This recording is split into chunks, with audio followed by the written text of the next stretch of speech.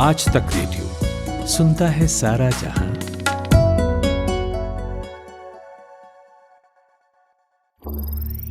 ज्ञान ध्यान।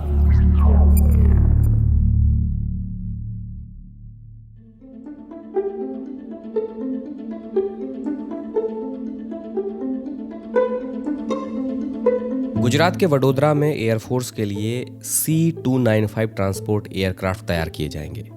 इसके लिए टाटा ने यूरोपियन कंपनी एयरबस के साथ एक करार किया है और देश में पहली बार ऐसा होगा जब इस तरह के एयरक्राफ्ट यहीं पर बनेंगे। इस प्रोजेक्ट की कुल लागत है 21,935 करोड़ रुपए। तो इस डील के तहत किस तरह से इन एयरक्राफ्ट्स का निर्माण होगा, कितने एयरक्राफ्ट भारत को मिलेंगे और क्या है इन एयरक्राफ्ट की खासियत, जानेंगे आज के इस एपिसोड में। नमस्कार, आप सुन रहे हैं आज तक रेडियो पर ज्ञान ध्यान। मैं हूं अमन गुप्ता।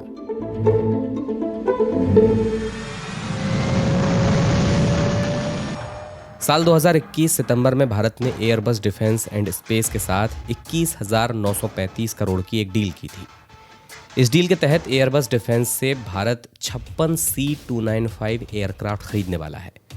इसमें 16 एयरक्राफ्ट जो पूरी तरह से तैयार होंगे वो भारत को पहले ही मिल जाएंगे। वहीं जो बचे हुए 40 एयरक्राफ्ट हैं उनका निर्माण भारत में होगा और अब यही 40 एयरक्राफ्ट गुजरात के वडोदरा के प्लांट में तैयार होंगे। टाटा इसमें एयरबस की सहयोगी है। आज तक रेडियो के लिए डिफेंस कवर करते हैं मंजीत नेगी। उन्होंने हमें इस विमान की खासियत के बारे में बताया।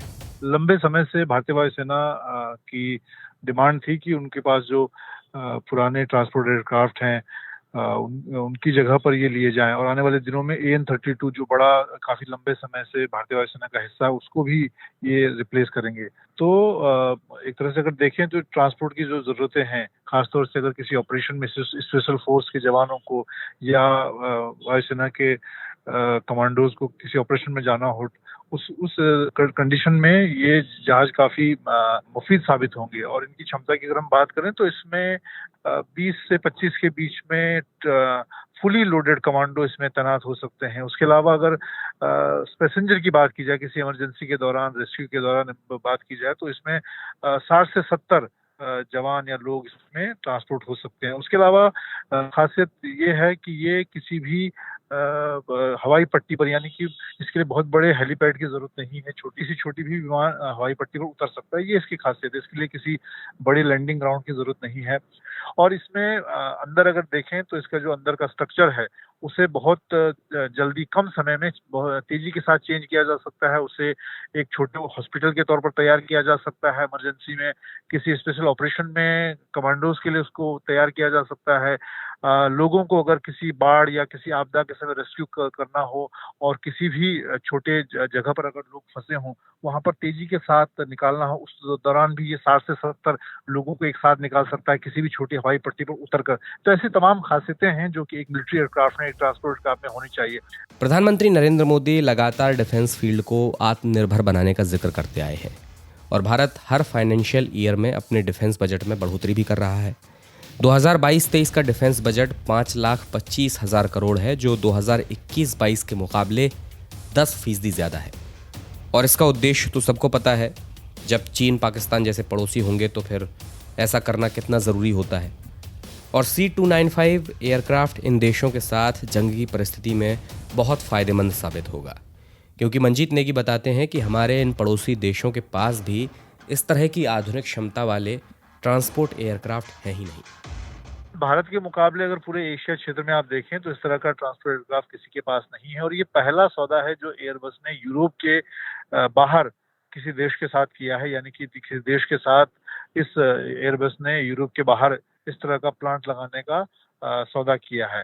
और चाहे पाकिस्तान की बात करें, चाहे चीन की बात करें, बाकी उसके अलावा जो और देश हैं उनके मुकाबले ये काफी बेहतर है। और एयरबस ने बहुत सोच समझकर भारतीय वायुसेना के साथ मेक इन इंडिया के तहत से बनाने का फैसला किया है। और ये बड़ी बात है क्योंकि सामान्य तौर पर एयरबस अपने टेक्नोलॉजी को लेकर साझा नहीं करता है, यानी कि उसे किसी दूसरे देश को बनाने को नहीं देता है। और क्योंकि ये उनका आधुनिक ट्रांसपोर्ट एयरक्राफ्ट है, इस लिहाज से अब क्योंकि ये भारत में बनेंगे, टाटा कंसोर्टियम इसको भारत में बनाएगा एयरबस के साथ मिलकर, तो निश्चित तौर पर ये भारत के लिए एक बड़ा अच्छा रक्षा सौदा है। डिफेंस मिनिस्ट्री की ओर से जानकारी दी गई है कि ये C295 एयरक्राफ्ट पूरी तरह से इंडिजीनियस यानी स्वदेशी होंगे।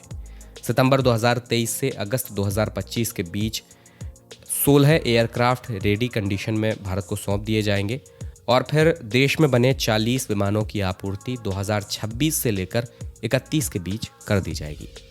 तो आज के ज्ञान ध्यान में बस इतना ही। ये ज्ञान ध्यान आपको कैसा लगा, इस बारे में अगर आपका कोई फीडबैक है तो आप हमें radio@aajtak.com पर ईमेल करके बता सकते हैं। अगर आप कोई सुझाव देना चाहते हैं ज्ञान ध्यान के लिए तो इसी ईमेल पते पर हमें बता सकते हैं। ज्ञान ध्यान का ये एपिसोड अगर आप किसी ऑडियो OTT प्लेटफॉर्म जैसे Spotify, Google podcast, Apple podcast, Spotify इन जगहों पर सुन रहे हैं तो यहाँ पर आप हमें रेटिंग देना मत भूलिएगा। मैं अमन गुप्ता आपसे इजाज़त चाहूँगा।